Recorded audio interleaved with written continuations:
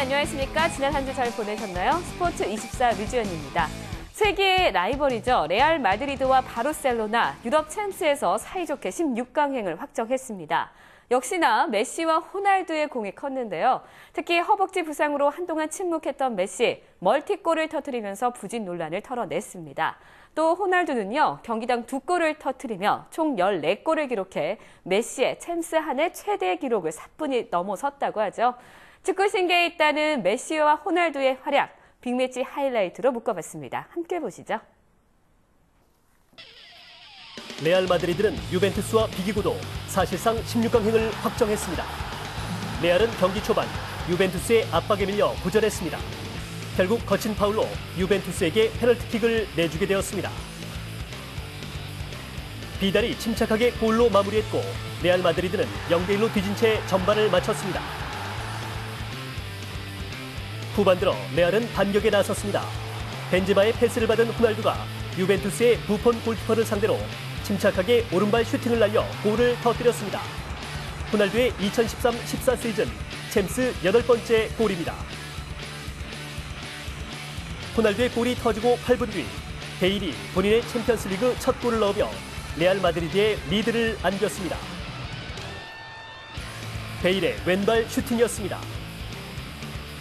그러나 레알은 후반 20분 유벤투스에게 동점골을 허용했습니다. 경기는 2대2로 비겼지만 이 경기로 레알 마드리드는 16강 안착에 성공했고 유벤투스는 B조 최하위에 머물게 됐습니다. 바르셀로나가 AC 밀란을 꺾고 16강 진출을 확정했습니다. 네이마르가 페널티킥을 얻어냅니다. 허벅지 부상으로 3경기 골 침묵에 시달리던 메시가 키커로 나섰습니다. 강하게 차넣은 것이 영락없는 메시표 골이었습니다. 바르셀로나는 사비의 패스를 받은 부스케스가 헤딩 슛으로 추가골을 터뜨렸습니다. 하지만 전반 종료 직전 PK의 자책골로 전반전을 2대1로 마쳤습니다.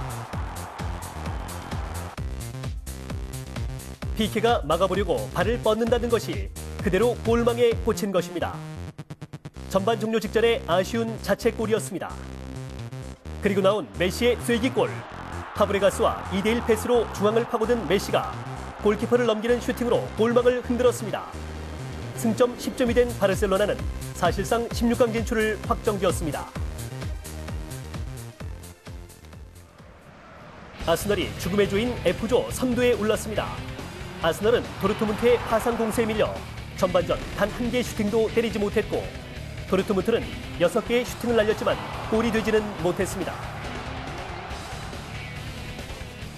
정작 골을 맞는 건 고전하던 아스널이었습니다. 후반 17분 램지의 골이었습니다. 외질의 크로스를 지루가 머리로 떨어뜨리자 램지가 달려들며 마무리했습니다. 도르트문트의 1대0으로 승리하며 아스널은 조 선두를 지켰습니다. 첼시가 샬케 공사를 완파하고 16강 진출에 유리한 고지를 차지했습니다. 샬케 공사 골키퍼가 내찬다는 게 첼시 에투발에 맞고 골이 됐습니다. 샬케 골키퍼를 멘붕시킨 골이었습니다. 이날 승리의 주역은 에투였습니다. 선제골에 이어 후반 9분 추가골까지 터뜨렸습니다. 월리안의 도움이었습니다. 사실상 승기를 잡은 첼시는 후반 38분 교체 투입된 덴바바까지 득점 레이스에 참가하며 샬케의 추격 의지를 완전히 꺾어놓았습니다. 조 선두인 첼시는 이제 무승부 이상만 올려도 16강 진출에 성공합니다.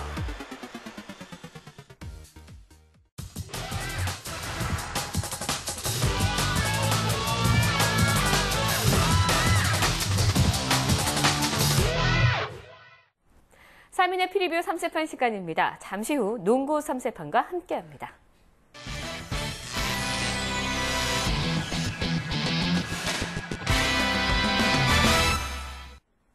네, 오늘 낮에 열리는 농구 3경기 알아볼 건데요. 오랜만에 인사드립니다. 이원만 기자 스튜디오에 나와주셨습니다. 안녕하세요. 네, 안녕하세요. 네, 반갑습니다. 어떻게 지내셨어요?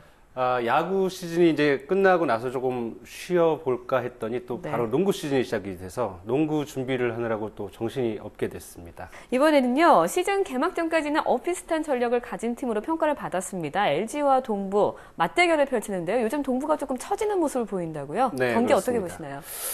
사실 뭐 동부 굉장히 좋은 팀으로 평가를 받았거든요. 선수 간의 매첩이나 높이 등 객관적인 전력에서 볼 때 오히려 동부가 LG보다 앞섰다는 그런 평가를 받았습니다. 하지만 그런 장점들이 최근 들어서는 전혀 나타나고 있지 못합니다.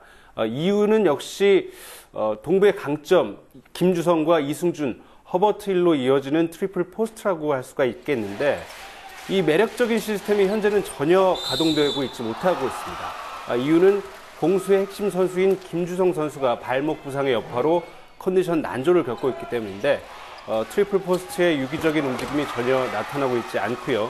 또 인사이드에서의 약점을 오히려 나타내고 있습니다. 당분간 동부의 시련이 계속 좀 이어질 것 같습니다. 이에 맞서는 LG는 갈수록 팀의 완성도가 높아지고 있는데요. 우선 새로 이적한 가드 김시려 선수가 팀에 완전히 적응했습니다. 여기에 기승호와 김영환, 또 문태정으로 이어지는 포워드진도 독점력이 굉장히 높거든요. 그래서 이들의 조합이 높은 득점력으로 이어지고 있는데 LG는 기본적으로 좀 높이의 약점을 갖고 있는 팀이었습니다. 하지만 메시가 골밑에서 굉장히 잘 버텨주고 있거든요. 리바운드라든가 골밑 공격에 적극적으로 가세하면서 LG 전체적인 수비력이 좋아졌습니다. 결국 이런 식으로 상호 보완적으로 조직력이 완성돼가는 그런 분위기에서 상위권에서 버틸 여력이 생긴 거죠. 이런 분위기 계속 이어진다면 LG의 선두권 진입도 그리 먼 일은 아닐 것 같습니다. LG의 패기를 동부가 넘어서기는 힘들 것 같네요. 6연패의 동부와 LG 패기의 맞싸움, 다른 기자들은 어떻게 봤을까요? 화면으로 함께 보시죠. 농구만 시작되면 기자님의 한줄평이 참 사이가 좋아지는 것 같습니다. 이번에도 이구동성으로 LG의 승리에 손을 들어줬는데요. 의견도 거의 비슷하네요. LG 김종규의 상승세와 동부 김주성이 빠진 동부를 걱정하는 한줄평들이었습니다. 네, 이번에는 SK와 삼성의 경기 알아볼 텐데요. 지난 시즌 우승팀답게 SK 이번도 시즌 초반부터 굉장히 강세를 보이고 있는데 삼성은 조금 무기력한 모습을 보입니다. 경기 어떻게 보시나요? 그렇습니다. 삼성 굉장히 좀 잘해줄 것이라고 기대를 모았는데 역시 선수들이 아프면 방법이 없죠. 선수들의 연쇄 부상 때문에 삼성이 좀 흔들리고 있는데 리더 역할을 해줄 것으로 보였던 김승현 선수 부상으로 빠졌고요. 또 다른 가드 박지현 선수 역시 앞으로 5주가량 코트에 나설 수 없는 상황입니다. 여기에 또 외국인 선수 마이클 더니건 선수 초반에 부상으로 경기에 나오지 못했는데 이로 인해 무려 초반 8연패의 깊은 침체기를 겪어야 했죠. 그런데 여전히 힘겨운 상황이긴 해도 조금은 희망적인 요소들이 생기고 있습니다. 더니건 선수 부상을 털어내고 다시 돌아왔고요. 그러면서 팀의 해결사 역할을 해주고 있는데요. 대표적으로 나타난 것이 지난 7일 오리온스전이었습니다. 이날 더니건 선수 23분만 뛰면서도 무려 16득점 12라운드로 더블의 활약을 펼쳤는데 아직 완전하게 회복되지 않은 상태인데도 이 정도 활약을 보여줬다는 것, 앞으로 삼성이 순위를 좀 끌어올릴 수 있는 힘을 얻었다는 그런 뜻입니다. SK 벌써 독주 체제를 갖추고 있는 모습입니다. 7일 경기에서 KGC 굉장히 까다로운 상대였는데 64대 59로 물리치면서 9승 2패로 2위 모비스와의 승차를 한 경기로 벌렸죠. 그간 초반에 8승을 거둘 때 SK 전력이 완전치 않았는데도 잘했거든요. 팀의 주축 포워드인 김민수와 박상우 선수 부상으로 빠져 있었습니다. 그런데도 8승까지 거뒀는데 이제 김민수와 박상우가 팀에 합류한 것이죠. 그러면서 지난 시즌에 보여줬던 강력한 포워드질을 바탕으로 우승을 따냈을 때의 그런 장점들을 다시 보여줄 수 있게 된 그런 SK입니다. 삼성 분명한 전력 상승 요소 얻었습니다. 그렇지만 한층 더 막강해진 SK 앞에서는 전력이 좀 약하다고 볼 수가 있겠습니다. 네, 이원만 기자는 막강 전력의 SK의 승을 주장했는데요. 다른 기자들은 어떤 의견을 줬을지 함께 보시죠. 이번에도 SK로 3명의 기자가 대동단결했습니다. 이경재 기자, 순위만큼 차이나는 전력. 최용석 기자는 번개쳐도 기죽지 않는 기사들. 이원만 기자는 넓고 빠른 LTA급 위력, SK 독주 모두라며 모두 SK를 응원해 주셨네요. 이번에는 2% 부족한 팀들 간의 싸움입니다. 최상의 조합이지만 막상 뚜껑을 열고 보니 허점 투성이로 나오고 있는데요. 오리온스와 시즌 초반부터 부상과 싸우고 있는 KGC. 먼저 오리온스 전력부터 좀 평해 주시죠. 네, 오리온스 사실 이번 시즌 앞두고 굉장히 좋은 팀이 될 것이라고 평가를 받았습니다. 가드 전태풍, 그리고 슈터 전정규, 그리고 김동욱과 최진수의 포워드진, 더불어 득점력이 이미 증명된 외국인 선수 윌리엄스까지. 보통 이 정도 조합이면 상위권 무난하게 유지할 수 있을 것이다. 이렇게 많은 사람들이 예상을 했는데 7위까지 경기당 평균 득점이 68점에 머물고 있습니다. 10개 구단 중 9위밖에 안 되는 매우 저조한 수치죠. 가드 전태풍 선수가 볼 배급 능력에 대해서는 이미 정평이 나 있는데 문제는 이렇게 찬스에서 넘겨받은 볼을 슈터들이 집어넣지 못하고 있기 때문입니다. 포워드진 역시 골 밑에서 쉬운 기회를 번번이 놓치는 바람에 슛 성공률 자체가 매우 낮습니다. 이에 맞서는 KGC는 어떻게 보면 사실 이번 시즌 가장 큰 시련을 맞고 있다 이렇게 볼 수가 있겠는데 최근 수년간 늘 리그 상위권을 유지했던 팀이죠. 하지만 이번 시즌 초반에 총체적 난국을 겪고 있습니다. 선수들의 부상이 가장 큰 원인이 되고 있습니다. 특히 팀의 간판이었던 오세근 선수의 공백이 커 보이는데요. 오세근 선수 발목 수술로 지난 시즌 통째로 쉬고 이번 시즌에 들어왔는데도 아직 100% 컨디션이 아닙니다. 양희종 선수 7일 SK전에서 30분을 뛰면서 23득점을 올렸습니다. 전성기에 굉장히 버금가는 활약이다 이렇게 볼 수 있는데 3점 슛의 정확성이 높아지면서 팀에 상당한 기여를 했습니다. 주전 가드와 주득점원이 빠진 공백 KGC가 메우기는 굉장히 어렵고 또 오리온스를 상대로도 힘든 경기가 될 것 같습니다. 네, 오리온스와 KGC의 경기에 다른 기자들은 어떤 의견을 주셨을지 화면으로 만나보시죠. 이번에는 의견이 갈렸습니다. KGC의 승리에 2표, 오리온스의 승리에 1표 나왔는데요. 이경재, 최용석 기자가 KGC의 승리에 힘을 줬고요. KGC가 잘하기보다는 오리온스의 허점 때문에 유리할 거라는 평을 주셨습니다. 이원만 기자는 부상병동쯤이야 라는 짧고 굵은 한 줄로 오리온스의 승리에 힘을 보태주셨네요. 이어서 지난주 3인의 프리뷰 3세판의 예측 경기 결과입니다. 함께 보시죠.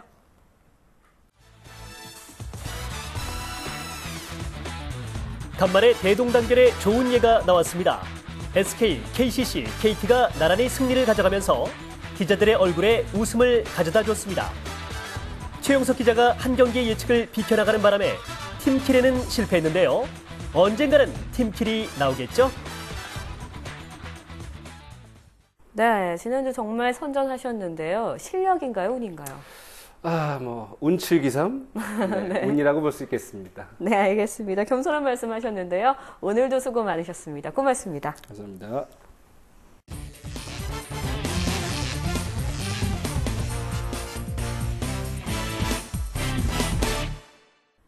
아시아 최고의 클럽을 가리는 아시아 챔피언스 리그, 이제 드디어 마지막 한 경기만을 남겨두고 있습니다. 오늘 밤 광저우와 서울이 결승 2차전을 갖게 되는데요. 허재원 기자가 분석해봤습니다. 화면으로 만나보시죠. 아시아 최고의 클럽을 가리는 아시아 챔피언스 리그가 이제 드디어 마지막 한 경기만을 남겨두고 있습니다. 광저우와 서울이 펼치는 결승 2차전입니다. 광저우는 1년의 운영비로 무려 1,200억 원을 퍼붓는 아시아의 맨시티라고 불립니다. 자본의 위력을 앞세워 올 시즌 승승장구하고 있고 어느덧 트래블까지 노리고 있습니다. 중국 슈퍼리그 최종전에서 5대0 완승을 거두면서 우승 축배를 들었고 FA컵도 우승이 유력합니다. 서울만 잡으면 트래블이 눈앞에 오게 되는데요. 리그 30경기에서 진 경기가 단 한 경기입니다.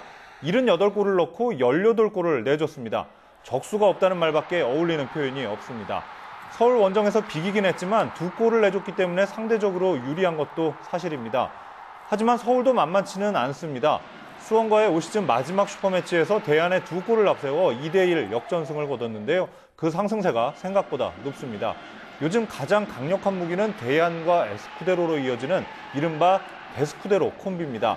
작년에 대안과 몰리나의 데몰리션 콤비로 톡톡히 재미를 봤다면 올해는 데스쿠데로 콤비가 서울의 공격을 이끌고 있습니다. 두 선수는 광저우와 1차전에서도 각각 한 골과 한 개의 도움을 기록했고 수원과의 슈퍼매치에서도 완벽한 골을 함께 만들어냈습니다. 지금의 기세라면 광저우의 무리키 콩카 콤비도 무섭지가 않습니다. 여기에 하대성과 고요한 그리고 대표팀 합류를 앞두고 있는 윤일록과 고명진 등 탄탄한 미드필드진이 광저우의 기적을 예고하고 있습니다.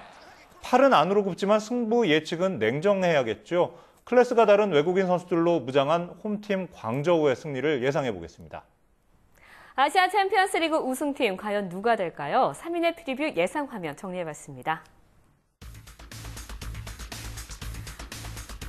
아시아의 맨시티답습니다. 광저우의 승리에 허재원 기자 공 4개를, 우충원 기자 공 3개를 주셨네요.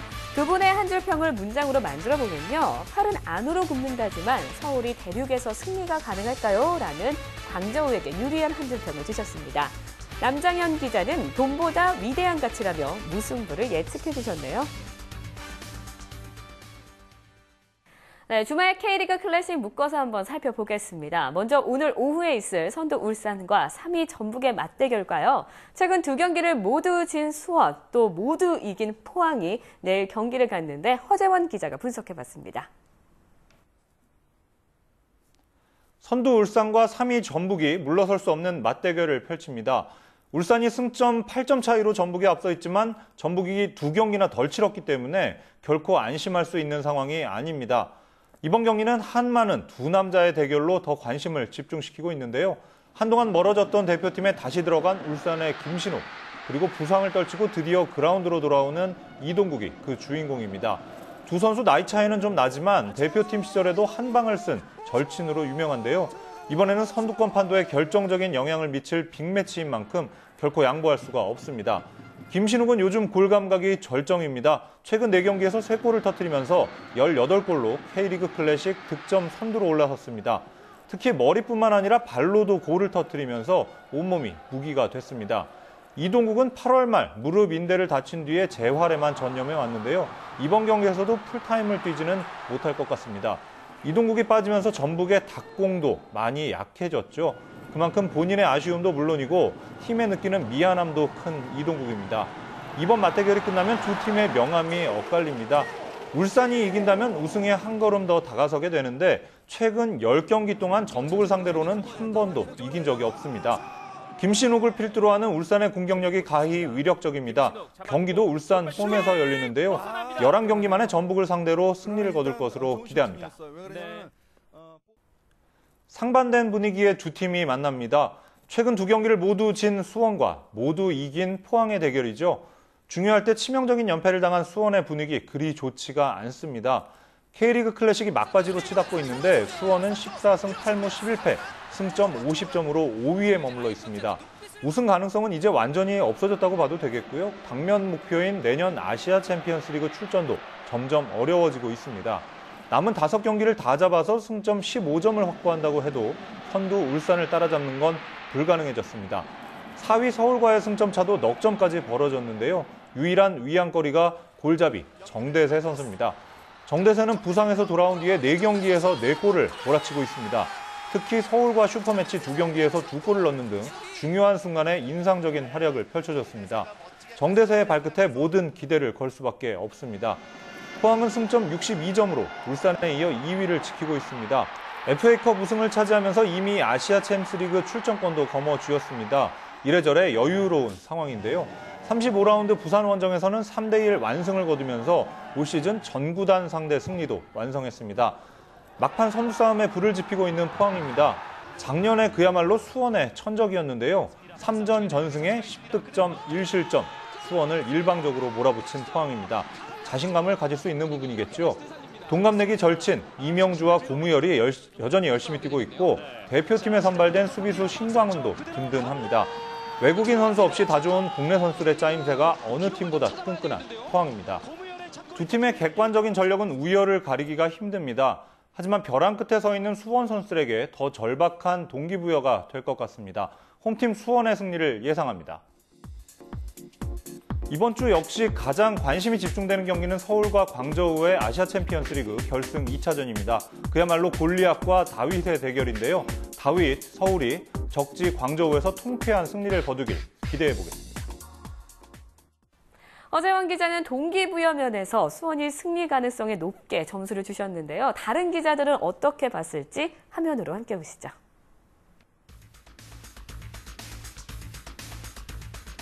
수원의 2표, 포항의 1표로 예상이 엇갈렸습니다. 먼저 수원에 손을 들어둔 허재원 기자, 수원 3연패는 곧 시즌 끝이라면서 수원의 절실함에서 앞서 이길 거라는 평을 주셨고요. 남장현 기자, 블루타카의 진짜 승부수라면서 수원의 승리가 유력하다고 의견을 줬습니다. 반대로 우충원 기자는 포항이 골대 징크스를 탈출해서 이길 거라는 예상해 주셨네요. 울산과 전북의 대결, 다른 전문가들은 어떤 의견을 줬을까요? 함께 보시죠.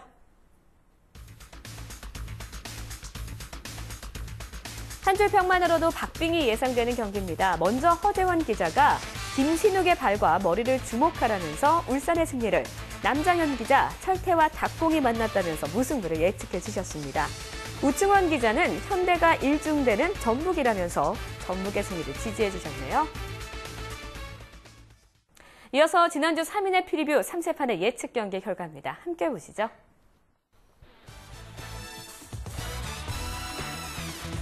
서울과 수원의 빅매치가 결과에도 빅재미를 가져왔습니다. 각각 무승부와 수원 승리를 예측한 허재원, 남장현 기자는 아쉽게 예상이 벗어났고요. 우충원 기자가 서울과 울산, 아스널의 승리를 모두 맞춰주셨습니다. 2주 연속 3경기 모두 맞춘 우충원 기자의 현실감 제로 예측. 이번 주말도 기대해보겠습니다. 여자 프로축구에서 박은선 선수의 성별 논란 일파만파로 번지고 있는데요. 자세한 소식 레츠고 영상에서 전해드리겠습니다. 서울시청은 박은선의 활약으로 올해 전국체전 우승, WK리그 준우승 등 뛰어난 성적을 거뒀습니다. 이런 상황에서 다른 구단들이 박은선의 남성 호르몬 과다 분비를 문제 삼은 겁니다. 서울시청은 이번 파문에 대해 법적 대응도 불사하겠다고 했고, 국가인권위원회 역시 이번 논란과 관련해 조사에 착수했습니다. 축구할 때 누구보다 아름다웠던 여자 박은선 선수. 은선 힘내세요. 우리가 있잖아요. 파이팅입니다. 지난주 해외 사이트 예상 결과입니다. 아스널과 리버풀의 싸움에선 2대0으로 아스널이 이겨서 전망과 일치했고요. 호펜하임 대 바이에른 뮌헨의 경기 역시 1대2로 바이에른 뮌헨이 이겨 예상이 적중했습니다. 계속해서 해외 사이트 예상 함께 보시죠. 잉글랜드 프리미어리그 빅매치, 맨유 대 아스널의 경기 예상입니다. 판 페르시는 최근 4번의 두 팀 대결에서 계속 골을 기록했다. 물론 2번은 아스널 소속으로 뛴 경기다. 페르시가 그 기록을 계속 이어갈 것으로 보인다. 맨유가 홈에서 충분히 이길 것이라고 생각한다. 수비 위주가 아니라 공격적인 아주 화끈한 경기가 될 것이라며 맨유의 우세를 예상했습니다. 결과를 지켜보겠습니다. 요즘 오승환 선수가 행복한 고민에 빠졌다고 합니다. 일본뿐 아니라 메이저리그에서도 돌직구를 탐내고 있기 때문인데요. 특히 일본 언론에서는 일본의 한신 타이거즈가 오승환 선수가 일본 진출 결심을 굳혔고 조만간 협상팀을 보낼 것이라는 보도가 나오고 있습니다. 또 메이저리그에서도 뉴욕 양키즈와 LA 다저스 등 불펜 보강을 노리는 팀들이 관심을 보이고 있다고 하는데요. 오승환 선수 쟁탈전, 그 끝이 무척 궁금해지는 주말입니다. 스포츠24가 오승환 선수의 앞날을 응원하겠습니다. 스포츠24 마칩니다. 시청해주신 여러분 고맙습니다.